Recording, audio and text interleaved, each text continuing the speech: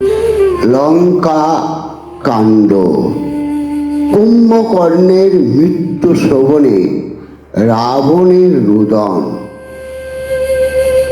তবে রঙ্গ রণভঙ্গে যত নিশাচরগণ, রণস্থলী ছাড়ি কৈলাক লঙ্কা প্রবেশন।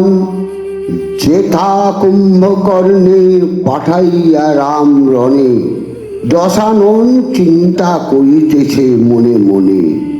সমরে গিয়াছে আজি কুম্ভকর্ণ ভাই, এখনি জিনিবে রণ কিছু সংখ্যা নাই।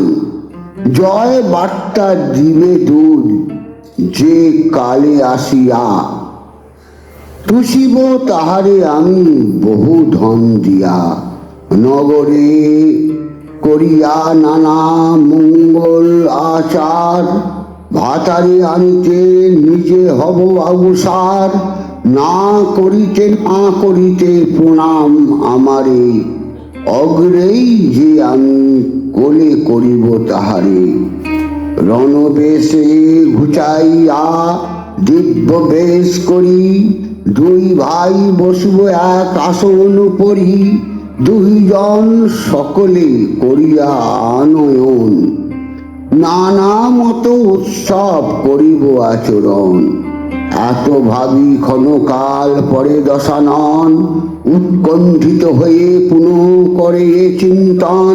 ভাতা মোর গিয়াছে হইল বহুক্ষণ, এখন না কইল কেন দূত আগমন। বুঝিতে না পারি কিন্তু রণের বিষয়, হইল কি না হইল শত্রু পরাজয়।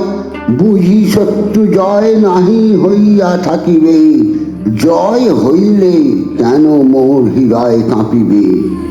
এই রূপ করিতে করিতে মনোরথে, শুনিতে পাইল কোলাহল বোমপথে।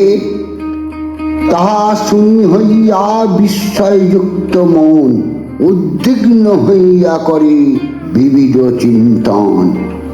একই আজি দেব মুনি যক্ষগণ, করিতেছে আকাশেতে জয় উচ্চারণ। বাঁচিয়া থাকিতে মোর কুম্ভকর্ণ ভাই, উহাদের মুখে জয় শব্দ শুনি নাই।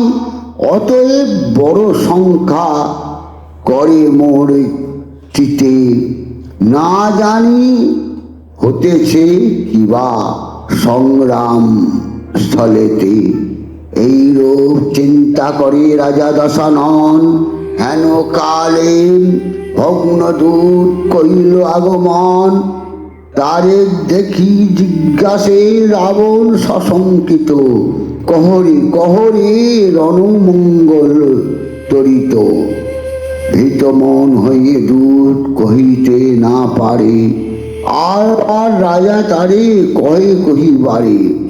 তবে কান্দে কান্দে ভগ্নদূত কহে সভাস্থলে, মহারাজ কি কহিব রণের কুশলে। তোমার অনুজ গিয়া সমর ভিতর, বুঝিলেন বহুতর ভল্লক বানর।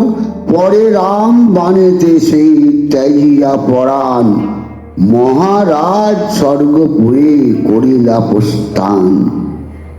যেই মাত্র এই কথা চরতে কহিল, মূর্ছা হয়ে দশানন ভূতলে পড়িল। তাহা দেখি মহাপার্শ্ব আর মহোদর, উঠাইয়া বসাইল আসনের উপর। কুম্ভকর্ণ মৃত্যু বার্তা করিয়া শ্রবণ, কন্দন করে যত লঙ্কাবাসীজন। মুহূর্তেক পরে রাজা চেতন পাইয়া, বিলাপ করে শোকে কাতর হইয়া। ভাই নাহি আমি রে চণ্ডাল সহদর, কাঁচা ঘুমে জাগায়ে পাঠাই জমঘর। আজি হইল শূন্যকার নিদ্রার চৌরি, বীর শূন্য হইল কনক লঙ্কাপুরী।